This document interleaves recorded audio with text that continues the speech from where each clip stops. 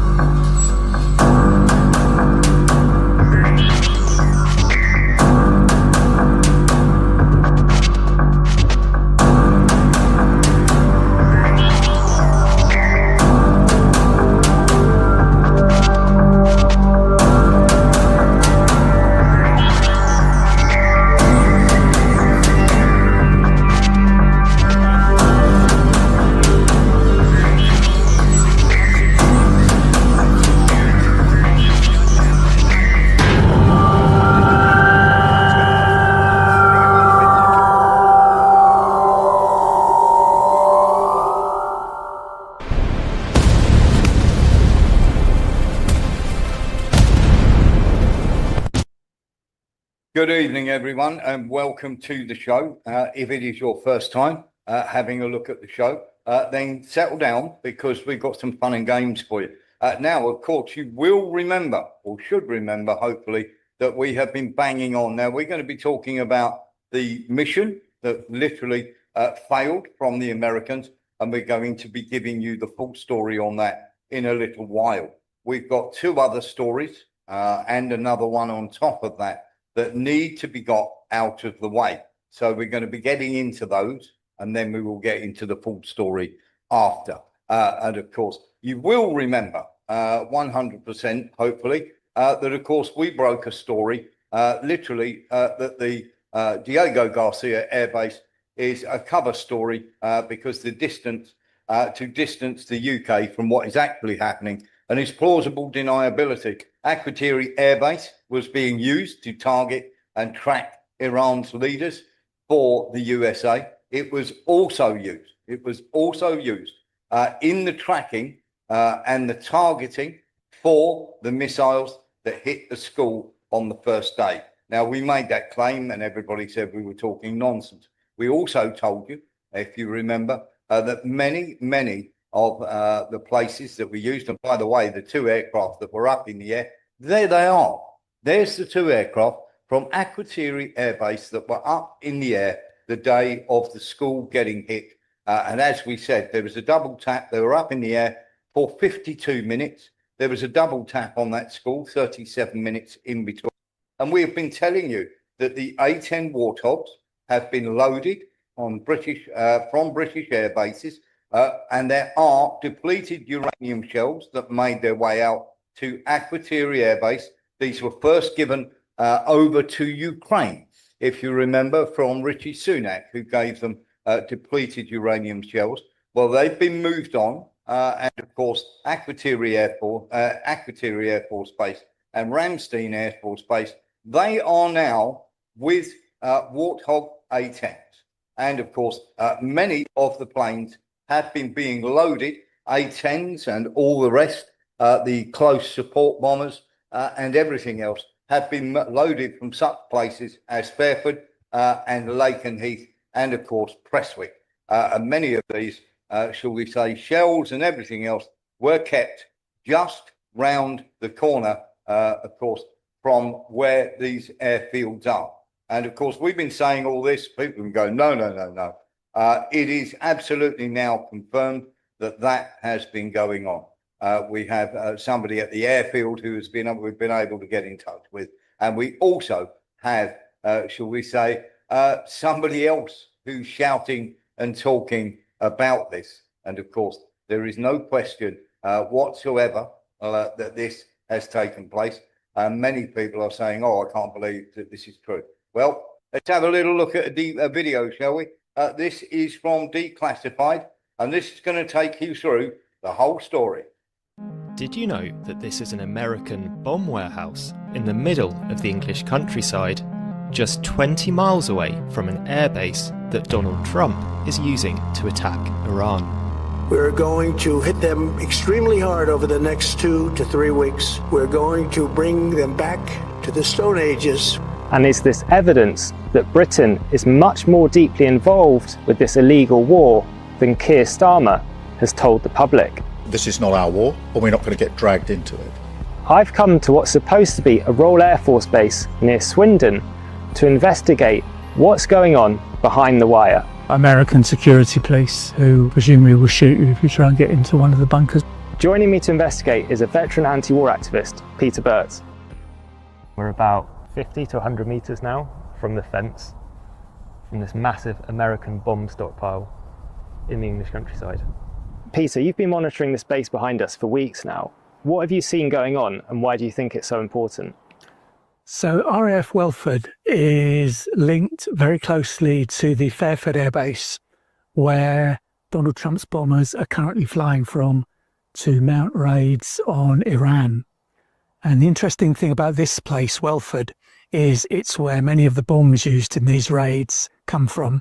It's said by the United States Air Force to be the second biggest bomb store in the whole of Europe. You've been taking some videos while you've been here. What have you seen? What we've seen is trucks going in and out, and we've seen exactly the same trucks at the other end in Fairford. We've also seen that these trucks have orange hazard warning signs on the side to show that they're carrying explosive materials. And although this is called RAF Welford, it's actually operated by the American military. It would cost them almost $1 billion to replace the infrastructure they have here, according to a Pentagon document that Declassified found. And the site is as large as about 500 football pitches.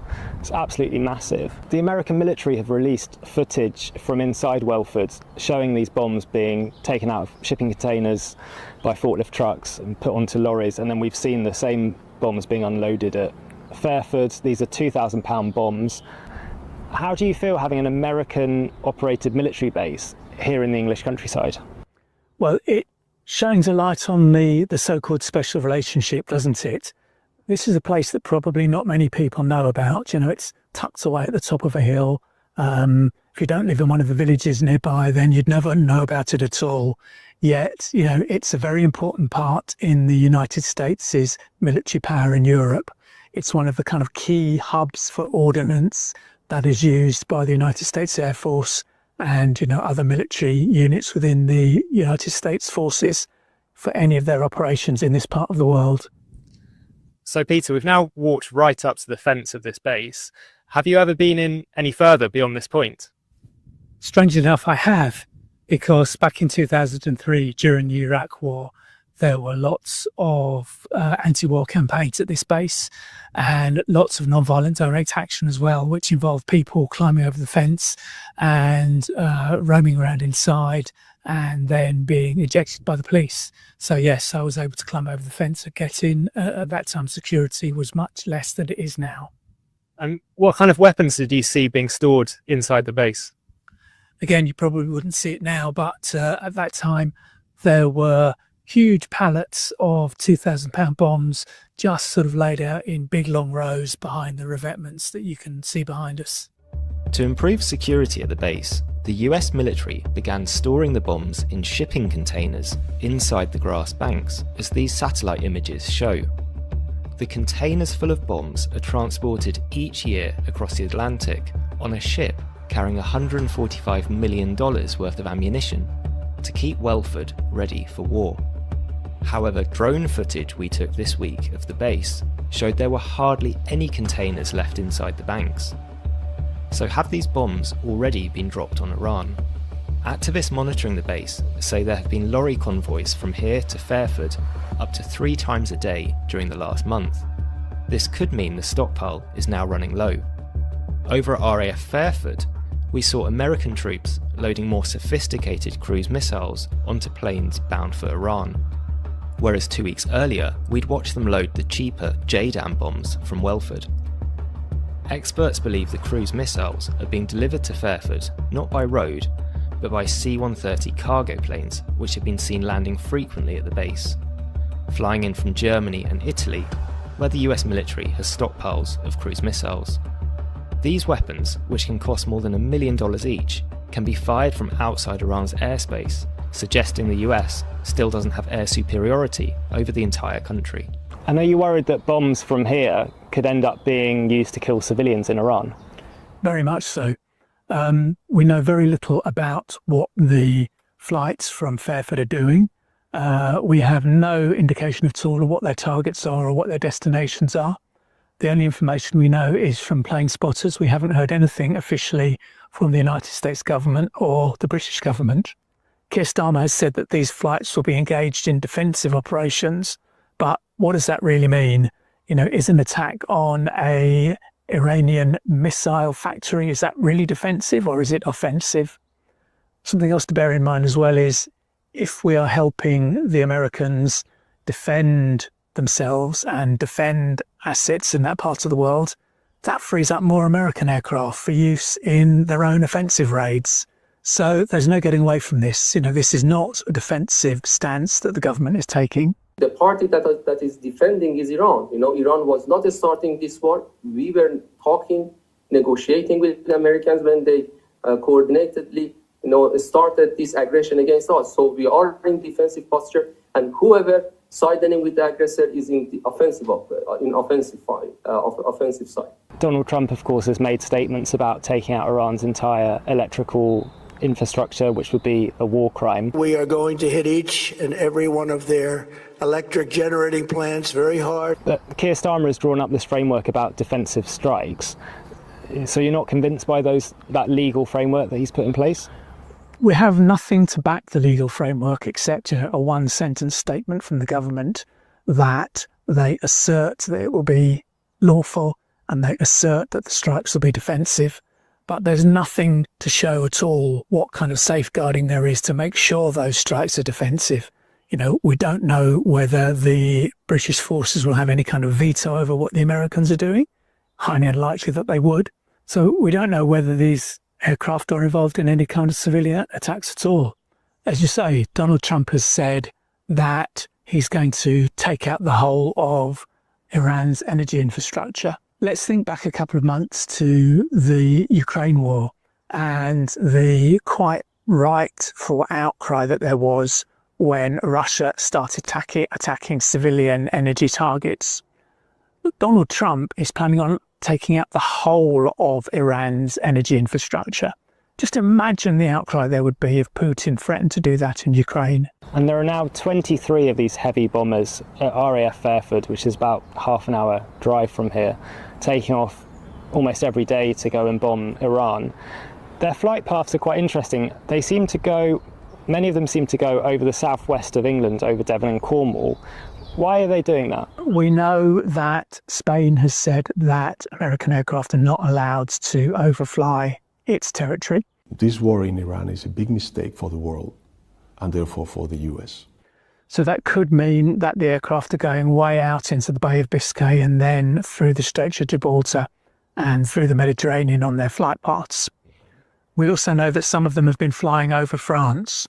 So it's possible that they've chosen a refueling site somewhere, in between that kind of area where they could hook up with tankers to provide them with the fuel they need to continue their journey. And we've seen those American Air Force refueling planes crash over Iraq. The Pentagon say it was a mid-air collision. Iraqi armed groups say that they shot one down. Is there any cause for people to be concerned about these aircraft doing refueling loops over the southwest of England? What we did see back in 2003 during the Iraq War was one flight from Fairford at least had to abandon its mission and then fly back into the Bristol Channel and jettison bombs and fuel into the Bristol Channel. So that could conceivably happen again. And there have been cases, over the past couple of weeks where B-52 flights have been aborted and the flights have gone back, in an emergency situation to Fairford. Last year, some Palestine Action members broke into RF Bryce Norton, not far from here, and sprayed paint on a Royal Air Force plane. After they did that, the group Palestine Action was banned as a terrorist organisation, and the people that were arrested allegedly for doing that are still in jail awaiting trial. Is that kind of response the norm, or what happened back in 2003 when activists broke into bases like this and RAF Fairford? Back in 2003, we did have more liberties than we do now. But even in those days, during the Iraq War, there was very much a strong policing clampdown. We saw this whole area sort of swarming with police patrols, police on mounted horses, and anybody who came into the area who looked like a peace protester. And even a lot of farm workers were repeatedly stopped and searched by the police. And if they found on you a banner or anything that they thought was related to protest, they would warn you off the land and you weren't allowed to come back for 3 months. And in the aftermath of that, there was a big inquiry by the US military aimed at increasing security at this base.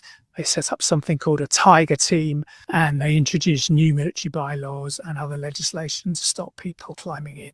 Do you think that there could be a public backlash to the Americans having bases like this in England? Well, I hope so, because what we're seeing is, without question, a war crime by the American government. And far from condemning it and preventing it from happening, the UK government is actively aiding and abetting through these bases and through its involvement and allowing the US to use them for attacks on Iran. So I very much hope that does happen. If you like watching this video, don't forget to share and subscribe to our channel. If you want to help us do investigative journalism like this, please consider making a donation through the link below. Thanks for watching. Yeah, no, Shannon said we knew this was coming. Yes, we knew it was coming. We were banging on about it for ages and ages and ages. Now, what we can reveal before I let Nilis in is these shells, these depleted uranium shells. And of course, we've been loading up these bombers for everybody, for America to go and strike and everything else. We've been involved in this right from the start. Now, the depleted uranium shells that were in Ramstein Air Force Base and Akrotiri Air Force Base can not only be fired from Warthog A-10s, they can also be fired from tanks. And just go and check it, you will see. Those shells are now in Israel, and Israel are waiting for America's permission to use these shells in Lebanon. And the whole idea is to make this area, as you know, most of the areas where, of course, people are growing, shall we say, crops and everything else in Gaza, they've been using chemicals to poison the land so that they will not grow anything whatsoever. Now, the whole idea is to create this buffer zone, of course, between the Israel state and Lebanon. And the general idea now is to use these depleted uranium shells in southern Lebanon. So we are breaking this story here. This is coming, and these shells have come from Great Britain. Originally, they were put, some of them were put in Ukraine. The Russians found them, and of course, we reported on the massive blow up, and of course, they weren't allowed to go anywhere near. So this is what is happening with the depleted uranium shells. They're not going to be used on Iran. America have vetoed that, but they are going to be using them in southern Lebanon. Nilis. Yeah, it's amazing that our roads are being used to transport bombs. If you go on a motorway or a main road and you see a big lorry, you're going to wonder if it's going to be for bombs. And also, the RAF have got bases in the Americas as well.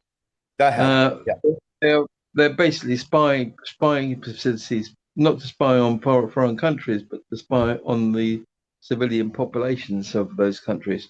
For example, the Americans have bases here where they monitor telephone calls and emails and things like that. And we've got bases in America where we do the same for the Americans. 77 Battalion here. Yeah, that's right.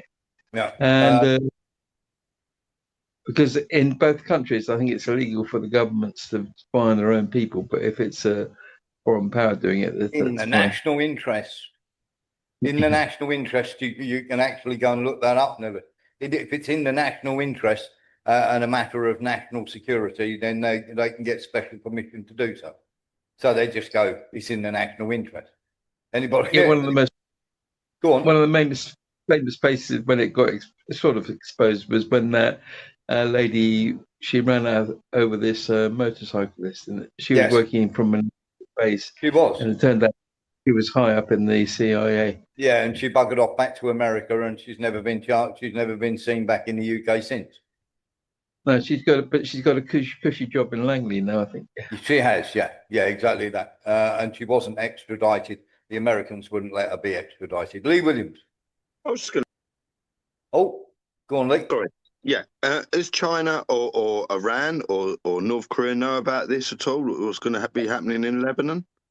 I would imagine not. It's we're the only one, apart from one other source, that is actually breaking this. That they are now being used. They're going to be used in Lebanon. Now they have asked the permission of the Americans to do this. So that blows apart anything that Israel control America. No, America are letting Israel know whether or not they can use it. Now, there is something else, of course, we need to talk about. And this has, of course, come to light in the last few days. Trump has actually come out and said that, of course, they were responsible for giving lots of weapons to lots and lots of very, very shady and very, very naughty people. And of course, everybody have been telling us that it was complete nonsense. And of course, we were talking all rubbish and everything else.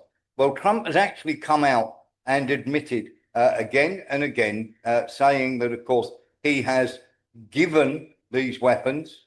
He's done this over the last few days, literally coming out. But let's have a listen to everything that Trump's been saying, first of all, before we get into this. And that's an edict, that's in writing. If they protest, if they go out in the streets, they will be immediately shot. They don't have guns. You know, we sent some guns, but the group that was supposed to give, which I said would happen to my people, I said it, I called it exactly. We sent guns, a lot of guns. They were supposed to go to the people so they could fight back against these thugs, you know. Right. So, first of all, and of course, he's come out with a load of rubbish. First, in one statement, he turns around and says 25,000 people were killed, 45,000 people were killed, 3,217 people were killed. And of course, these guns, they say, or they're trying to say now, that they gave them to the Kurds. The only reason they're saying this is because they want the Kurds to suffer, because the Kurds didn't turn on the Iranians. They didn't give the guns to the Kurds. They smuggled them through the Zangezur corridor. And I'm sorry to put you through this again, but we do need to have a look at this video, and then we're going to see a little something afterwards that'll make your blood boil.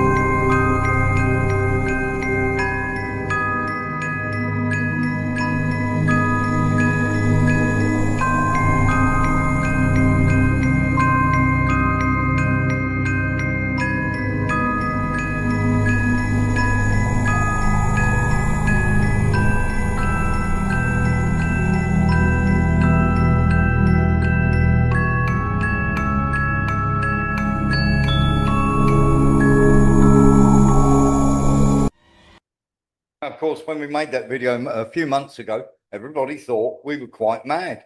There's the problem, though. These guns were then, along with the NGOs, the whole idea was the military were meant to be ready to go at the same time that the uprisings happened. Now, there are, just in case you are watching for the very first time, this is the peaceful protesters that Trump was talking about. Let's have a look. همین که تنظیر میکنه همکارا رو پشتون شهید میکنه با آسد تلاش کشمیش هم که با آسد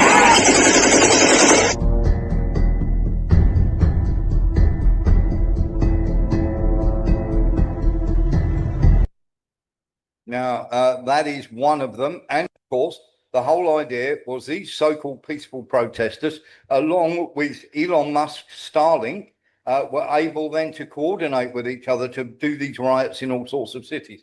Now, just in case you weren't aware, there was a run on the rial, which is the Iranian currency. They came out in the streets. This was designed so that people would go out and protest in the streets. They did. And then, of course, they activated all these NGOs with all the weapons that were smuggled through the Zangezur corridor, all these NGOs, various Israelis and everything else, to go out and start murdering people. Then the Russians helped Iran out, and they were able to get hold of the situation. Now, they weren't, the idea then was to blame the Iranian Republican Guard and the Iranian police. And of course, it wasn't the Iranian police killing protesters. These poor saps who got killed had nothing to do with the protests at all. Have a little look at this.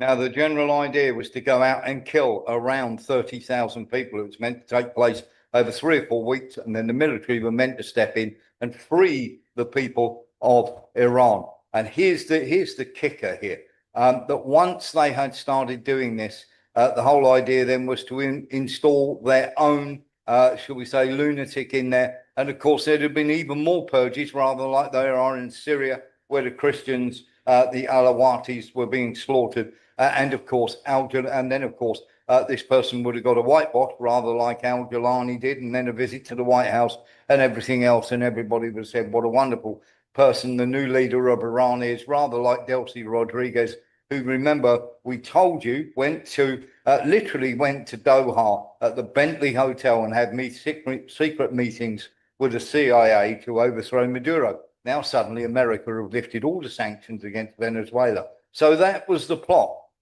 The Russians managed to stop, and we've shown you the videos of the Starlink terminals being intercepted. The Russians cut those off, and suddenly they started arresting the protesters, or these so-called protesters, but they were actually NGOs and rioters. And in fact, every single one that was arrested or shot, a Starlink terminal was found in their home. How very, very strange. And of course, now our story, everything that we've been talking about, now out there in the open.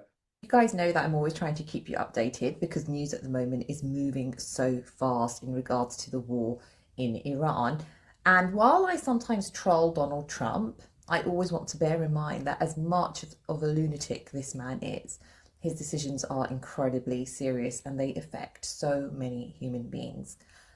So one interesting point is, you know how for so many months since December and January during the Iran protests, people were talking about how there was foreign interference, infiltration, there were traitors inside of Iran who were armed with weapons. They were actually killing regular protesters, regular Iranians who had legitimate protests. They were actually killing Iranians. That's the truth.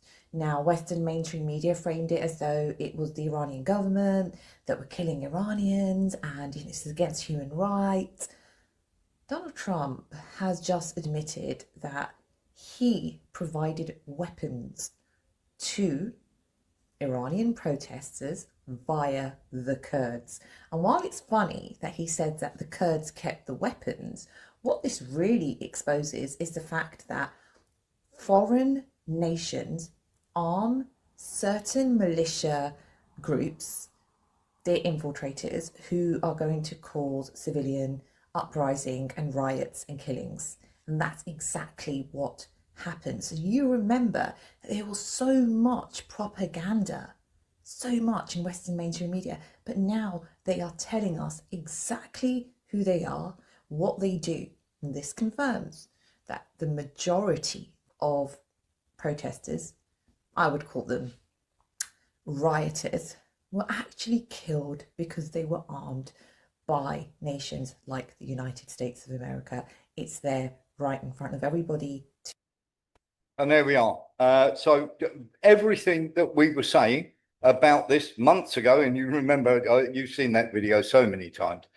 When we talked about this months and months ago, everybody said, oh, it's complete nonsense and everything else. And of course, once again, I want to thank our people who gave us the heads up on this. And the reason we're doing this, I know it's a couple of I told you so's tonight, but the reason we're doing this is to let you know, if you're watching the show for the first time, and what is about to come up tonight is the reason we are doing this is to show you that our sources are spot on. It may come out a little later, it may come out a lot later, as these two stories now have, okay? But our sources are absolutely fabulous and bang on the money. This story we broke must be 3 months ago, I think roughly about that. It was actually 6, 7 months ago when the riots happened. I believe that was back in June. So that's what, 7, 8 months. And of course, we also broke the story about the UK being completely 100% loading up all these weapons from the bases in the UK. And that was a few months ago that we broke that story, but now we've got declassified and much bigger outlets now coming out with these things. So I want to say a massive thank you to absolutely all our sources who are out there who keep supplying us with this information. Well, shall we get on to the next source? And you may not hear about this for quite a long while, but we're going to go into it. There are already people speculating, and they were speculating just right. So let's have a little look at some of the things that have been going on. This is the helicopter that was shot at. I'm going to leave you for a minute to have a look at the full video of the Iranian police shooting and damaging and helping to damage a couple of helicopters.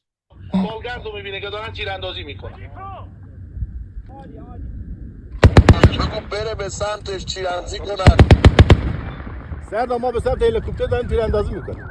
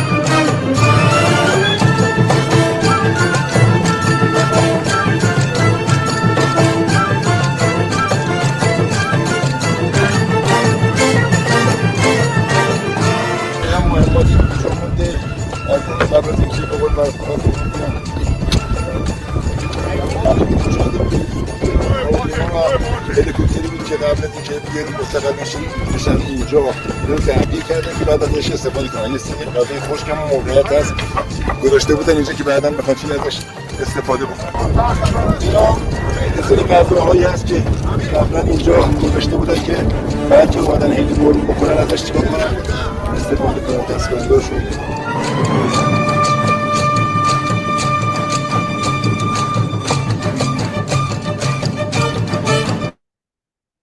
There we go.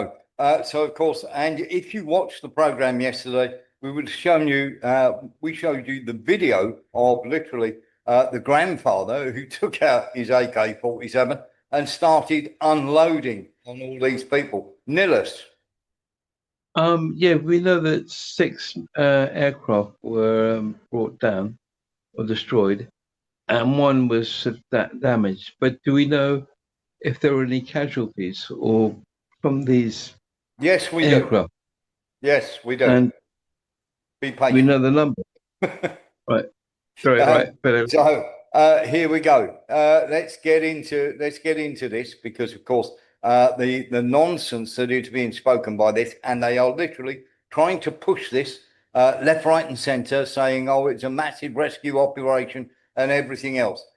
It is simply not true. The fact that they were able to rescue them, was simply a matter of, shall we say, expediency, and the fact they were very, very lucky indeed. Now, of course, Trump is turning around and saying they were lucky. Have a look at this. Well, you know what? When you do thousands and thousands of flights and you have one plane shot down and not mortally, the two pilots got out, they got a little bit lucky. And you know what? In war, you need a little bit of luck also. They got a little bit lucky. That's all they got. So a little bit lucky, only 10 times. The thing that we have here, of course, is people trying to get that message out. And the whole idea was to get that message out early.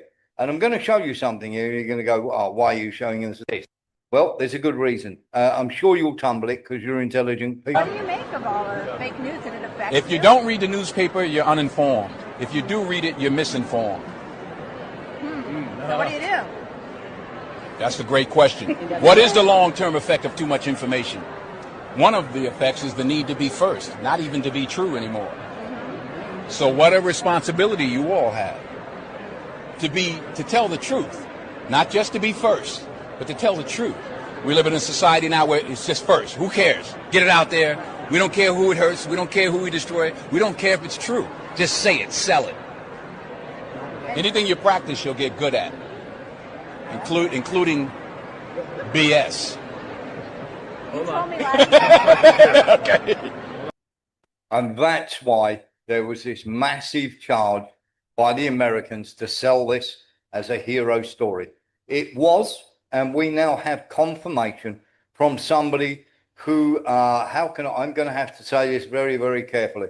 Somebody, the unit that took part in the operation, we have an inside source. So we can tell you without, totally and unequivocally, we are telling you this was an American operation to try and get at the Natanz nuclear power plant. And the whole idea was, of course, to get there, to be able to take people to verify and say that they were going to take this literally enriched uranium. Now, I'm going to give you a couple of pointers here before we move on to this. 70 odd people to go and rescue literally one pilot. No, one of the pilots or one of the people in that aircraft, and it was just pure happenstance that Iran managed to knock it out of the air. Now, loaded into these Hercules were these mini helicopters that can do a short jaunt. And why were they doing a short jaunt? Well, let's get into this. Let's show you the map. So here's the map.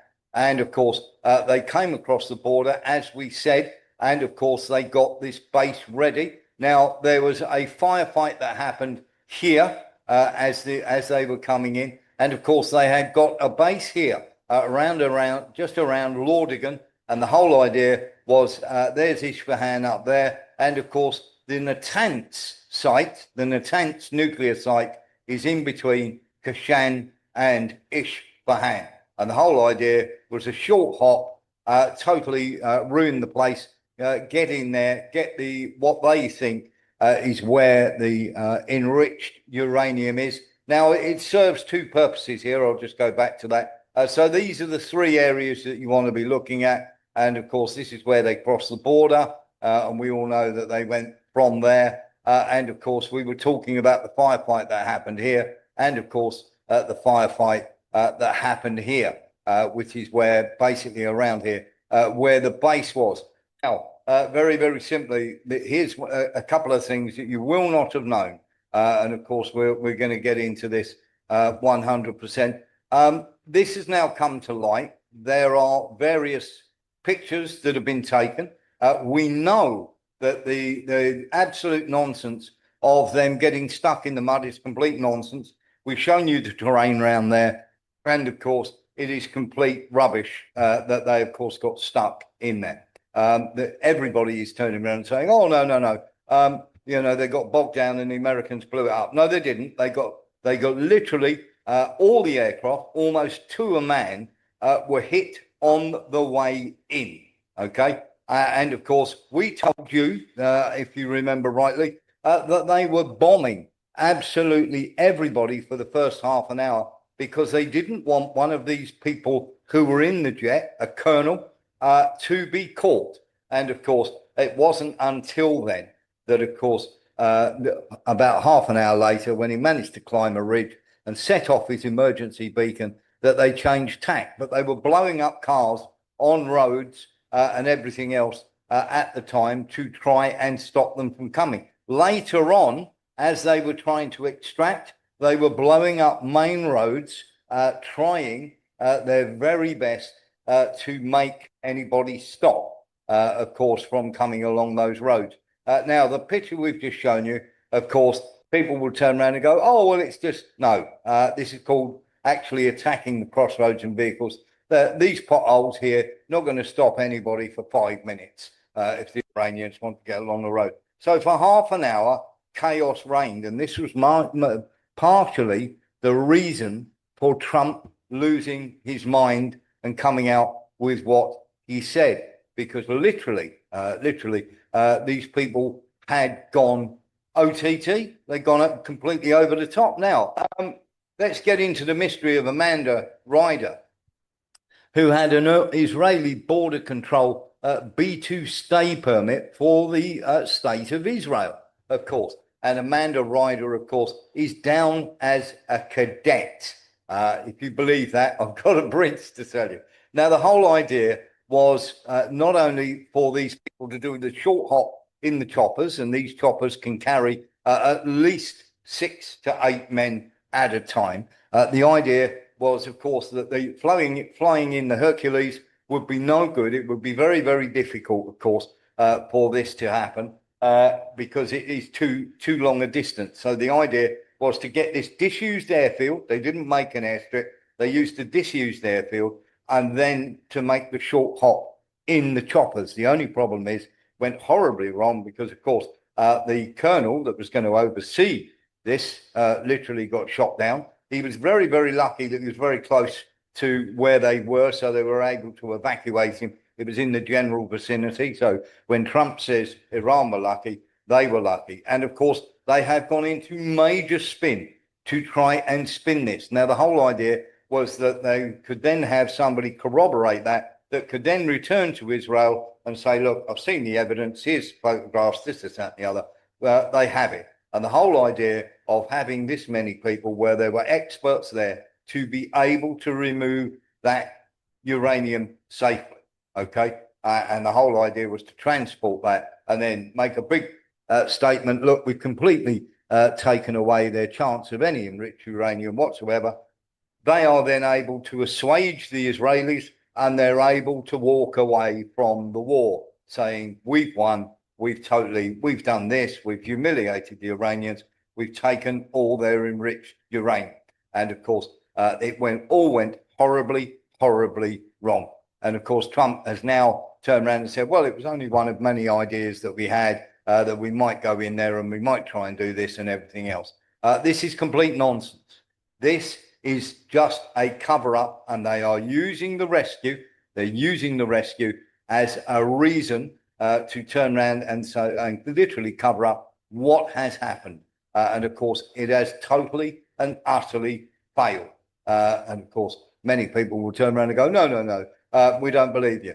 Well, time will tell. We've been right on many, many occasions before, and we know we're right because we have an insider, okay?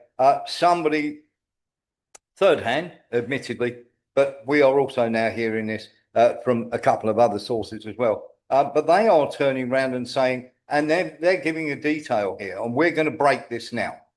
There are 17 injured American soldiers from this operation that they took place. 0 dead, 0 dead. The pilot, they do not know whether they will survive. Okay, What we know of that is that they suffered pretty awful internal injuries. And of course, they're saying, oh, they'll make a full recovery. Well, they might well do in time. But we are telling you now that there were 17 soldiers injured. They bombed, literally, they tried to, first of all, they bombed every car that was leaving the area for half an hour, thinking that the colonel had been captured. Far better that he was killed than, of course, he was tortured or paraded on national TV. And of course, because that crashed Jimmy Carter's government way back when they tried the rescue operation there. So this wasn't a rescue operation. This was an operation to go and get literally the enriched uranium and to be able to walk away from the war and say, we have done this, aren't we fantastic? And when it all went wrong, because they were able to grab their colonel back, they were able to spin this as a huge rescue story. Now, what you have to remember here, and this is important, this is the single most loss of American aircraft in a war situation since the Vietnam War 50 years ago. Okay, they lost 7 aircraft and obviously the short haul choppers that of course were inside the Hercules. Now these can be pulled out and they can literally be made ready inside minutes to take off. And the whole idea is you put 8 guys in there, 70 people went out to rescue. That doesn't happen. And when you consider the area they were, they didn't need the Hercules to go there. So there's no reason for the Hercules planes to be there apart from transporting choppers. A couple of Black Hawk helicopters go in, extract the guy from where the beacon is, even 1, maybe 2, flying very low, get in, get out fast. Okay, it was only because where they were going to was a longer haul that they had to use the Hercules and land at the disused airport to be able to use that. And all this nonsense about getting stuck in the mud and everything else is complete rubbish. They were surrounded. The Iranians were bringing fire to bear. And then suddenly, because everything was damaged, they had to fly an emergency plane in from the other direction, load them up and get them the hell out of there. And that's why they bombed all the main roads at the end there to try and slow down any Iranians coming towards them and give them time to make the getaway. And they did get away, but they have 17 injuries. And this is the full story of what really happened. And if anybody wants to challenge us on this, we are more than happy to. As I say, our sources are brilliant. You've seen a couple of examples tonight. And we are telling you now, we have an inside source that has told us all of this. We have another one too. We've had certain aspects of this been by our Pentagon source that has turned around and said, but we now have 2 military sources, and one of them literally connected to one of the units. I can't say which one, obviously. Connected to one of the units who has told us the full story of this. The whole idea was this would enable Trump to declare a magnificent victory, walk away with the enriched uranium. And of course, they don't even know that it's there. But very simply, they could have made up any old story. But it was also to take a couple of people along as well that could then return to Israel with the proof to give to the necessary people. Ask yourself this question. If the pilot went down in that area and you can use a chopper to go and get him out, why do you need a Hercules? Why do you need 70 people to go and extract one person? And why do you need people who are down as listed as cadets with Israeli, shall we say, visas to go along on that trip? Just have a little think about that. If you think this is about the massive operation of losing millions of dollars of aircraft to extract one pilot, you're absolutely, as I say, I've got a bridge to send. Okay, so this is what we're claiming. There is nobody. There are certain people that are claiming certain things, but nobody is claiming the full story that we are now telling you. This was an operation. We are absolutely certain now that this was an operation to go and get all of this stuff and literally present it as a fantastic win, and away they go. So there you go. That's the full story. Let's get into this. And that's an edict, that's in writing. If they protest, if they go out in the streets, they will be immediately shot. They don't have guns. You know, we sent some guns. So there we go. That was just revamping that story, of course. And of course, many people are talking about that. Now let's get into the pipeline. Because the Turk Stream pipeline, this is the next story that we're going to go on to. The Ukrainians have obviously been arrested with bombs inside Serbia, looking to blow up the Turk Stream pipeline that feeds Hungary. Now, Peskov has once again turned around. Our friend, who is very close to Peskov, has turned around and said that not only the Turk Stream, but the Blue Stream pipeline is under threat as well. And the whole idea is the Turk Stream and the Blue Stream, they want to literally break those up. Now, guess what? What we have is the same old boat that turned up when we had the Nord Stream, or the same old ship, I should say. And of course, many, many people out there will remember the French spy ship, the deployed Doloon. The Doloon deploy, which of course is the French spy intelligence ship, which is also literally made and has a decompression chamber down here, literally has a decompression chamber, and you are able to launch military operations in dinghies with divers to go and blow things up. And of course, as we know, that was used when Nord Stream blew up. Now, when Nord Stream blew up, just in case you people didn't know, when Nord Stream was blown up, literally the American Navy were there about a week beforehand, but they're telling you that the Andromeda yacht now was used to blow this up by the Ukrainians. Complete nonsense, because as we've spoken to Louis Bastos, who is a sailor who knows all about decompression and divers, of course, very simply, there is no way in hell, of course, that the decompression chamber would have been big enough to fit on, or would have been small enough to fit on the Andromeda yacht. The decompression chamber would have been bigger than the yacht itself. And of course, there's no way going down at that depth. And that we know, we geolocated it that an hour beforehand. It was literally 1 mile away when the estimated time of the Nord Stream pipeline was blown up. And of course, we have it, shall we say, at literally inside a bay in Sweden before it went out on that mission. So that's just giving you a heads up on that.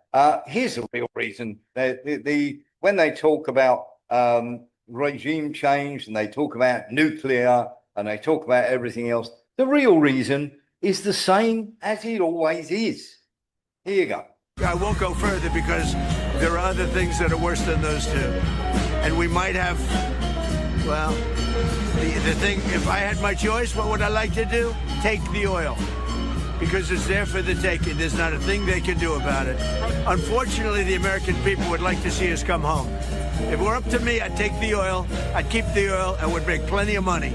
And I'd also take care of the people of Iran, much better than they've been taken care of. So there we go.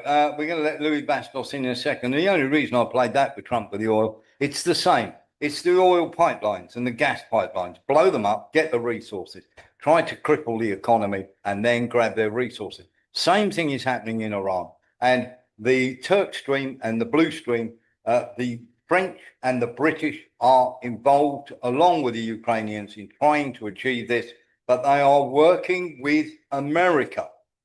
All this, oh, America this and Britain are not getting on. It's all a smokescreen. They are sharing information. MI6, CIA and Mossad share the information. It's the same as the nonsense around Soros, with Trump wanting to put Soros. Soros is a conduit for helping the CIA and everybody and the banks link everything together. They're all interlinked, okay? Soros goes, puts money into NGOs. They cause riots, overthrow. America moves in. They grab the resources. The banks come in, the oil companies, and all the shady organizations. Louis Bastos. Going back on our story about the, what do you call it, the stream being blown up, The Ethan Andromeda motor yacht, which is 39 meters long, but it's a luxury yacht, and they would never have a decompressor inside that thing. It's a luxury yacht, a 39-meter Andromeda. Yeah, thank you very much for that, mate. And of course, we know, or we think we know, or we should be able to know, that this yacht, of course, was completely unsuitable for the task. And as Louis is around the world yachtsman, so he would know. And he also knows about decompression chambers. Thank you very much for that, Louis. The complete nonsense, of course, that is coming out from these people is, of course, complete. And as I say, rubbish. And we're not going to get, how can I put it, any common sense out of these people whatsoever. I'll tell you why you're not going to get any common sense. Have a look at this. And that's an edict, that's in writing. If they protest, if they go out in the streets, they will be immediately shot. So that is absolute nonsense. They went out and they shot them. And of course, people are turning around and saying, no. It didn't happen that way. Yes, it did. They went out on the streets, as we've shown you. Listen to this. Mr. President, how would it not be a war crime to strike Iran's bridges and power plants? Because they killed 45,000 people in the last month, more than that. I think it could be as much as 60. They kill protesters, they're animals. And we have to stop them, and we can't let them have a nuclear weapon. Very simple. They want a nuclear weapon. They've been trying for a long time. I stopped them with the Obama horrible Iran nuclear deal. I stopped them. So there you go. They're animals. There were never 32,000 killed. That was agreed upon them that amount would be killed, and therefore would justify military action. The actual 3,117 were killed. 690 of them were these so-called protesters, but they literally executed non-protesters, almost 2,000 of them. So lovely to have you back, Chris. I hope you're enjoying the show. And of course, as I say, this is we're going to see more and more of this coming up. And this nonsense that you're hearing is entitled, as I was saying it, calling itself the peace president. I sort of got into this, and I've been getting into this with a lot of Americans, and you can always tell there are many US military bots or bot farms on X, because at the moment, of course, I highlighted that this is the greatest US Air Force disaster in a wartime situation since the Vietnam War, way back when they lost 11 planes in one day in 1975. This was the biggest disaster in American military aviation. Of course, they were all starting to shout, yes, but we rescued one person. What they didn't want you doing was they wanted a little magic. They wanted you to look over here and not look over here, where the failed, shall we say, experiment or the failed operation actually took place. So we've given you everything there. By the way, Trump is now trying to get a peace deal. And the nonsense, of course, narrative that he's coming out with is the Iranians have contacted me. No, they haven't.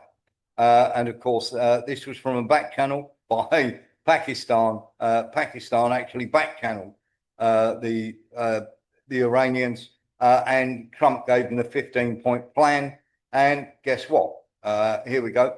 This is a new thing we're going to be doing. We're going to be not just taking what we are told up ahead and letting you go as a bit of a crystal ball. So have a little look at this. Tell me.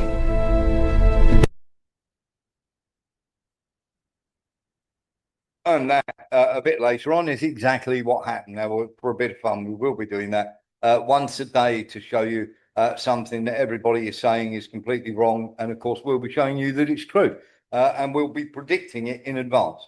So that's our little crystal ball bit of fun there for you. So if you've seen that on our website, by all means, go along and enjoy it. The Iranians have turned around and said, no, they've said it's complete nonsense. Here's our plan. And the 10-point police plan, of course, that the Iranians have given back to the Pakistanis is a complete joke. Nobody in their right mind in a million years, it's going to have anything to do with it whatsoever.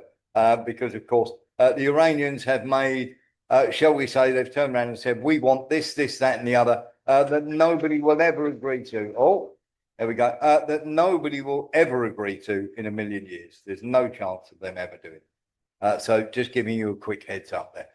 It is incumbent upon us now to show you this. Have a look at this.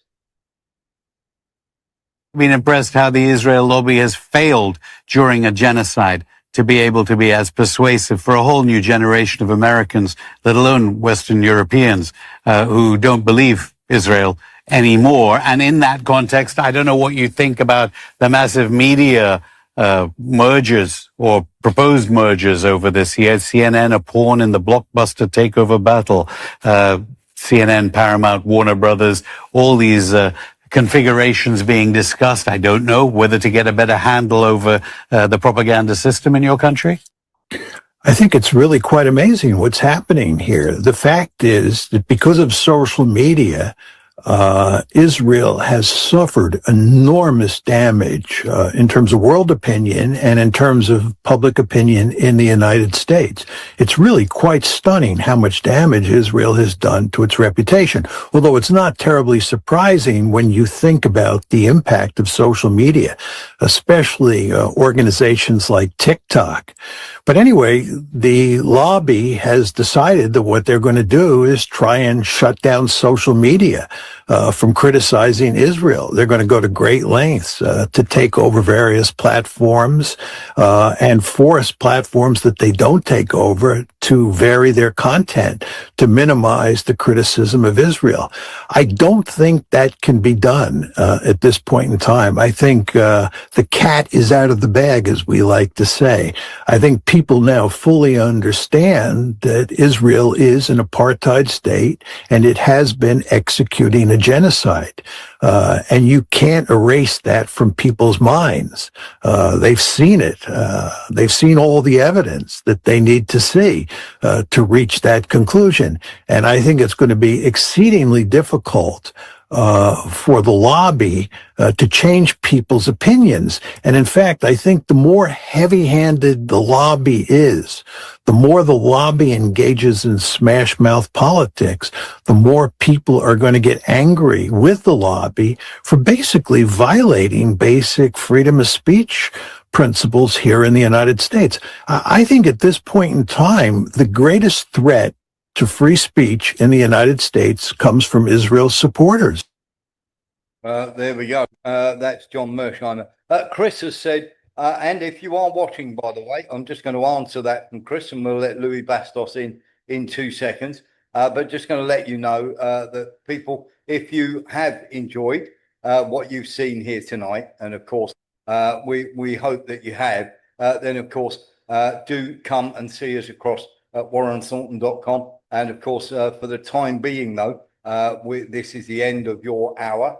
We show videos over there that we can't show to anyone else because we'd be taken down off mainstream media, cancels us straight away. Can't even show it on X either. They get very upset about it. So here we go. Thank you for watching the show. Warren Thornton on Patreon. Come and see us.